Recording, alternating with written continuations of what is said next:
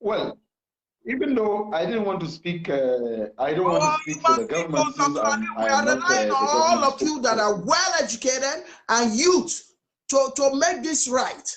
You should, because I know you are bold. The only person that I speak to in the north and in the government, you know, is I'm you. bold, yes. Because right, I know I'm bold.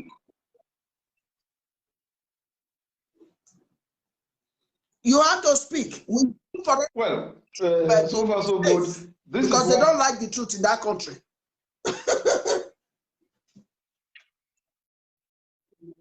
So this is what actually happened, Angela, and then we've gotten to where we've gotten to. Then we call off the no food supply protest, and then, like I said, we met in the presidential villa, and it was agreed, and then we now came out. And the next thing is, what we're trying to do is to work out the modalities on how there would be peace between traders, northern traders, everybody that moved from the north to other parts of Nigeria in the name of trading. We're trying to see how there can be understanding and peace and peaceful coexistence among Nigerians, most especially those within the axis where our people move from north to the other part of Nigeria. That we are already working on.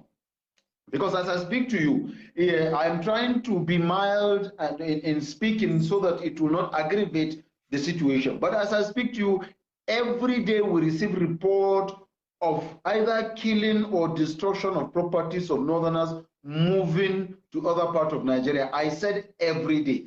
And this things comes with videos and pictures as they are happening. So, but because we are trying to solve a problem, not to create a problem, that is why some of these things we are being silent about. We don't just talk about them because it is not going to help the peace process that we are trying to build.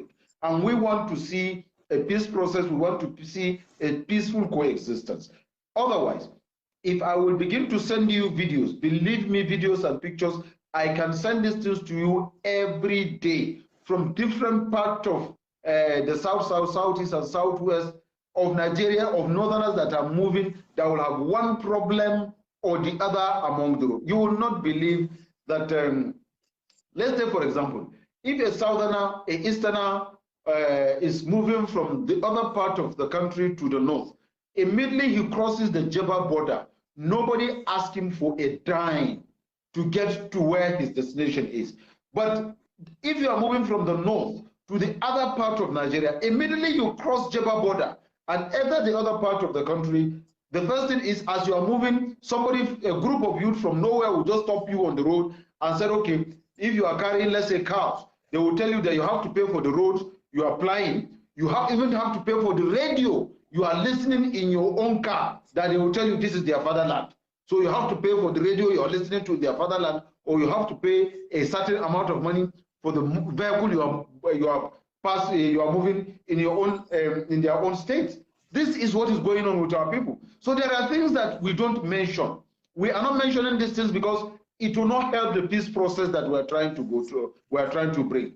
So these are the silent parts. There are so many other things, like I said, and if they refuse to, either they get beaten up, or those properties get looted, or the vehicles get burned, or they even lose their lives. These are daily happenings, Angela, as I speak to you. It is happening every day against the northerners. But like I said, I didn't want to mention this even here on this program, because I am leading a team that is trying to make peace.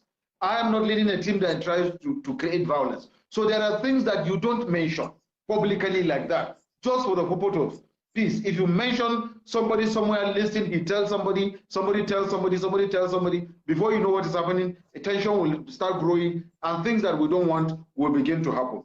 This is part of it. But then, like I said, there's a peace process that we are undertaking. We've mapped out some strategies on how to achieve peace. We've just, last week, we were with the Inspector General of Police in a meeting, and then we discussed with him and we let him know this is part of our problem and this is a part of the demands that we put on.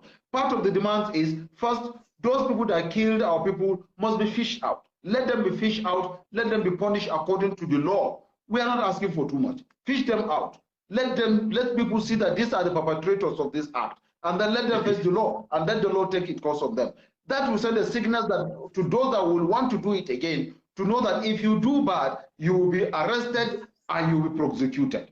That is one. Number two, we also look at it as, okay, if that is going to bring problem, then let there be regional markets where our people that are living in the south, southwest, and southeast can continue to live. The other part, Nigerians that are living in the north, can continue to live and cohabit, no problem. But the movement of food and services in a mass that in most cases get destroyed, we say create a regional market. Those regional markets will be sited at the border town between the north and the south, north and the east, north and the southwest. If this, as we are moving our goods and services, we drop them at that border town of where the regional market is sited.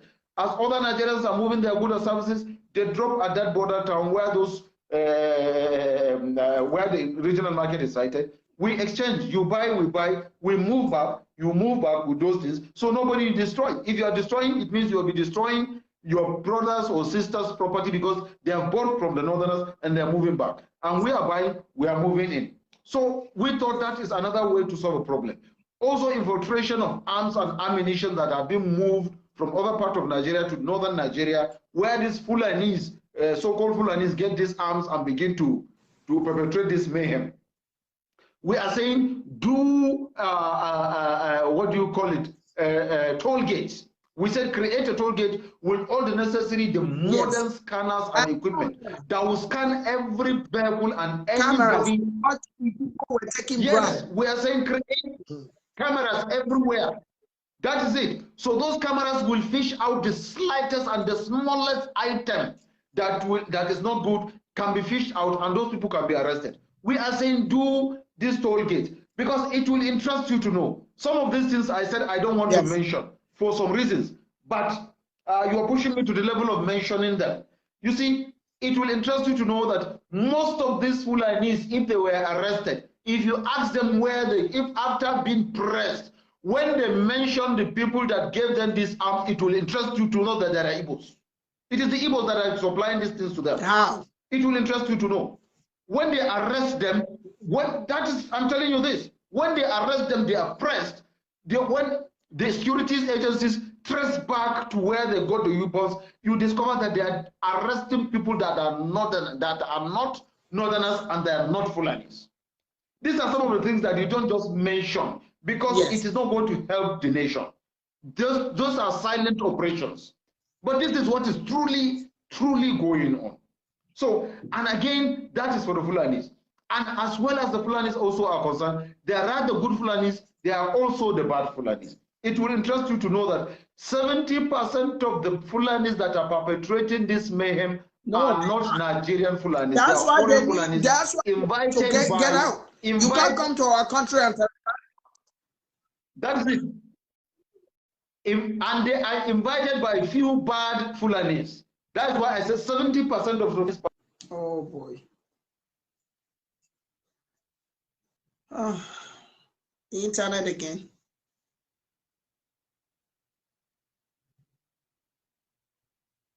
Internet. Oh. Sorry, another call came in. Okay. As usual. Okay, go ahead.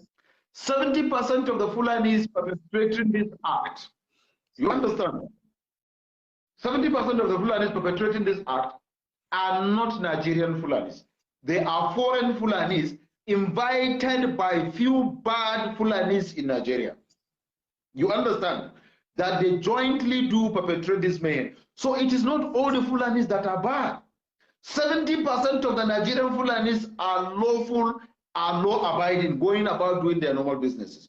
But 30% of them are inviting the large number of Fulanis from Chad, from Cameroon, from Sudan, from Niger Republic, and from Gabon, and other countries across the West African states to come in and perpetrate this mayhem and run back to their own nation. One thing I want us to know about the Fulani man is the Fulani man don't forget and he doesn't forgive. That is the nature of every Fulani. He doesn't forget, he doesn't forgive. If you do anything to a Fulani man in 100 years, if you do back to him, it will run through the generation. His great grandson will know, and he will want to pay back. It's just like in the Chinese movies where we used to see Chinese, they will tell you, you killed my great grandfather and he had to take revenge. It's something like that. So most of these things are perpetrated by very few bad elements among the Fulanis that invite foreign Fulanis to come and help them perpetrate this mayhem. Not actually the Nigerian Fulanis in most cases. But I don't speak for them. I will not be speaking for them. I'm only trying to clear an air. I'm clearing this air for you to understand that the weapons they are carrying, where will a Fulani man who only knows cow and how to rear cow get AK-47 or rocket launcher or rocket propelled launcher or GPMG, general purpose machine gun? Where is he going to get this thing from? Where does how does he know the route to go and get it? We also had a video that says that a Fulani guy said the government produced their AK-47. So if we say, you know, I mean, it's normal, it's natural that they already know that the Igbos are agitated, they want to go on their way. So for a Fulani person accusing to tell you that the Igbo supplies in AK-47, I don't believe that a bit. You know, I'm not biased. I don't believe that in the sense that because there's already tension. Because there's already tension. Of course, they will make mention of anything. If you tell them to bring an evidence, they don't have it. So we also have a video that was saying that the government, somebody said the government of Buhari is supplying Fulani arms and not the Igbos. So if the bad Fulani are being invited from other countries, which border do they pass? Exactly. That makes a whole lot of sense. So let me, oh, he's talking again. Another call coming. He received a lot of calls. This is one government official that received a lot of calls, I tell you. Okay, so till Dr. Aliyu comes back, let's read some of the comments, because I don't believe it don't mean because we are not there. They have to prove to me that they supplied them for me to believe it. But there is one Fulani guy that was online and swearing his head off how they are getting this AK-47. Again, we don't have evidence. That's another thing. If you don't have a solid evidence, you can't really put your mouth on things. So Dr. Aliyu, let's bring him back again. He's connecting. Happy Sunday, Sister Florence Alele Fashion. Go ahead. So, like I'm saying, these are stories that you hear everywhere, whether confirmed or unconfirmed. You understand? But when you press them, they begin to mention, and if the security agencies trail it, they arrest people and they bring people, and you'll be so shocked to see the people that are supplying them these arms. If you hear the history of how Fulani started kidnapping in northern Nigeria and the people that were involved, you'll be so shocked. So these are things that are not said in public. These are things that are not supposed to be said publicly. These are things that are done quietly. Security operatives are doing their job the way they are supposed to do it. And also, Angela, how can anybody in his right thinking, for God's sake, will think that a government will supply certain level or certain group of the people under the government to just go and attack its own people?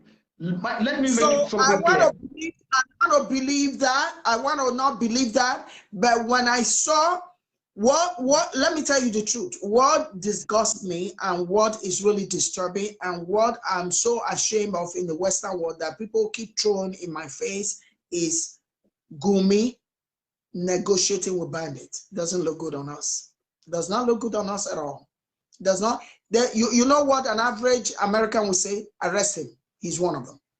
It does not look good because you know what? What are you doing? What the hell are you doing?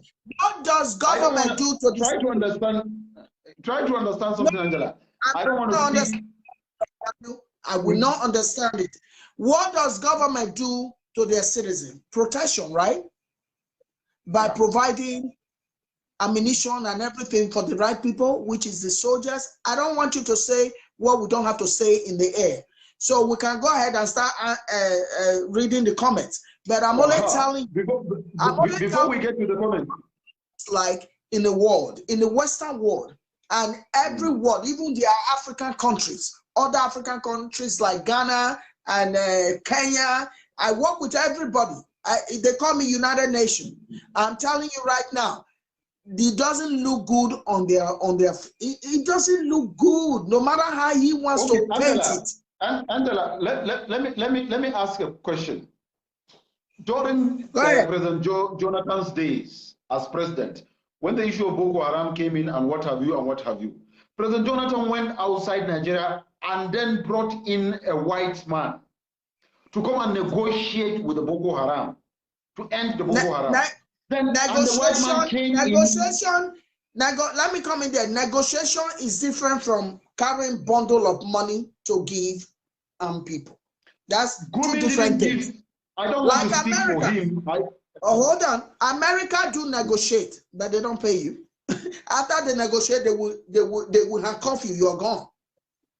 Well, I'm not here to speak for anybody. I don't know what he do. I don't know how he's doing what he's doing. Let me not put you on a comfortable position. To tell you the truth, let me know. Don't speak for him. I can bring him to the program. But I don't speak for him. But one thing that I know is about anybody thinking government will do such a thing. I don't think it's right. No government want to do that. And I can speak for the president. I know I didn't want to do that, but I know too well if the president is going to do that, who are suffering these things most? The northerners.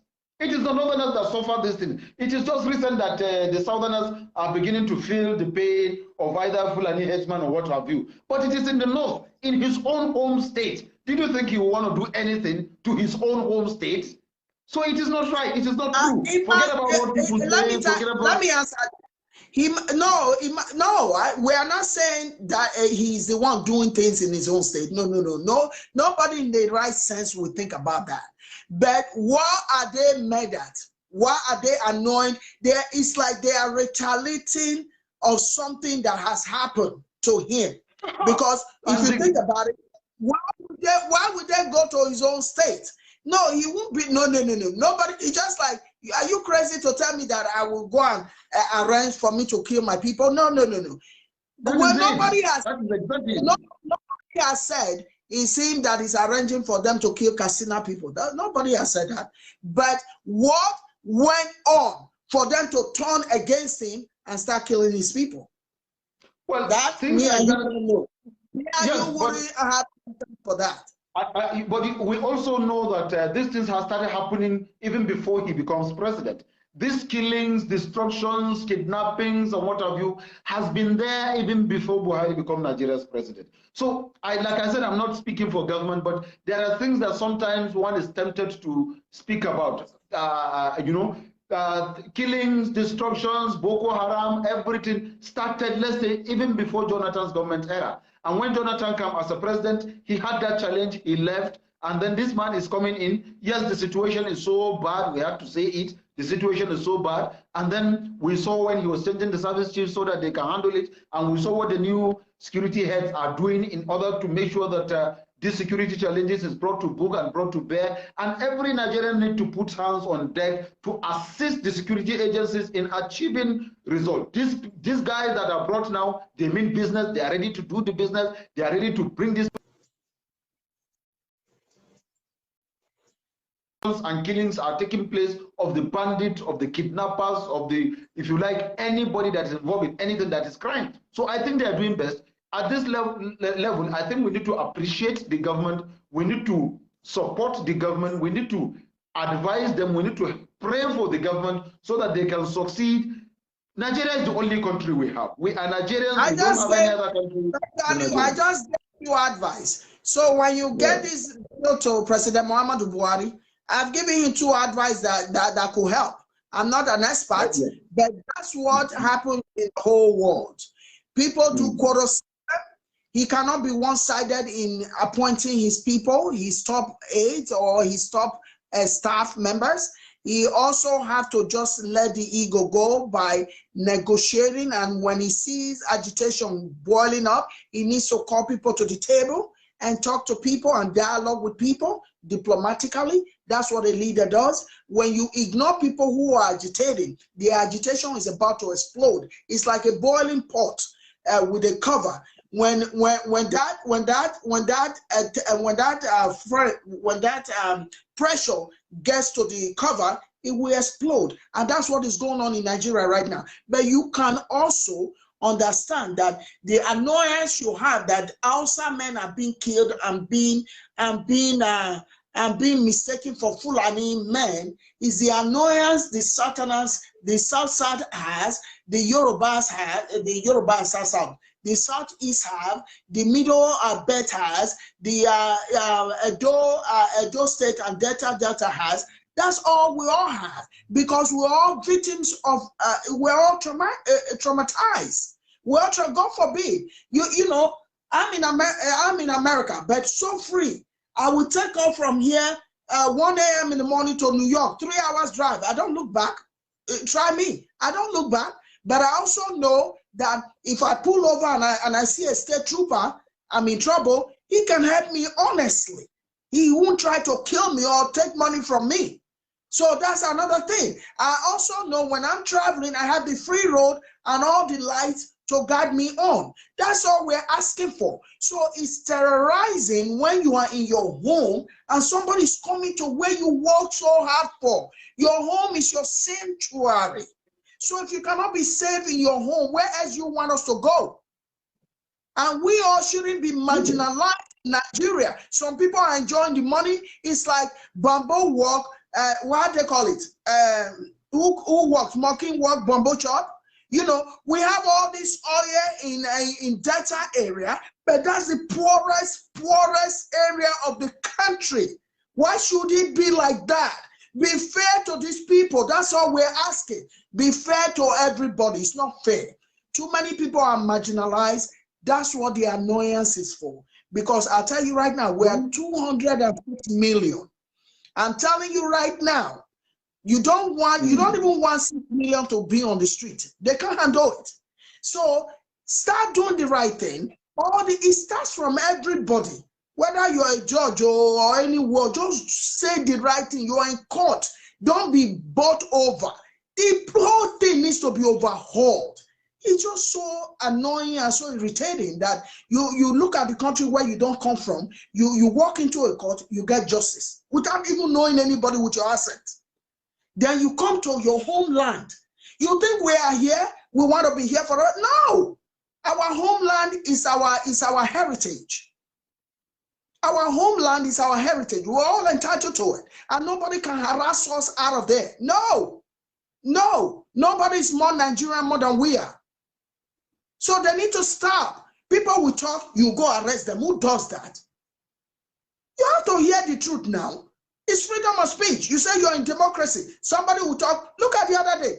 People are, they want to protest peacefully. You are arresting them. The whole world was laughing at Nigerians.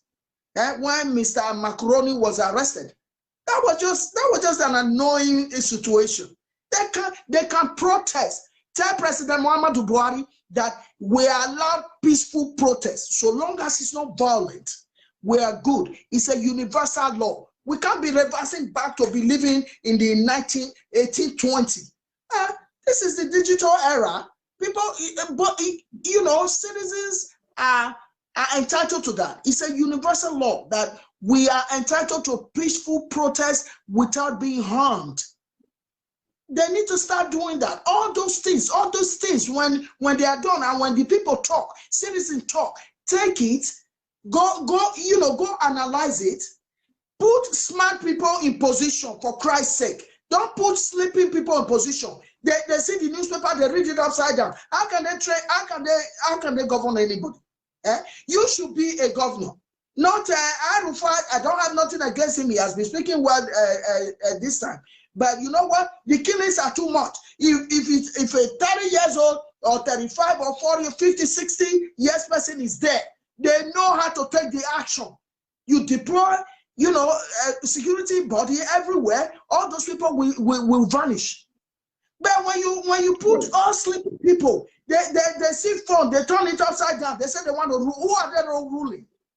I don't understand. Who are they ruling? Look at the country now. Not working now. Upside down.